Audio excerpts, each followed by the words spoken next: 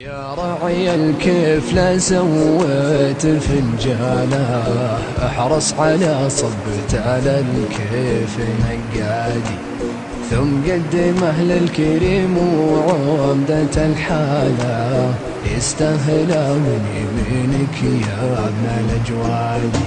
يا راعي الكيف لا سويت فنجاله، احرص على صبت على الكيف نقادي، ثم قدم على الكريم وعمدة الحالة، يستاهل من يمينك يا ابن الأجواد.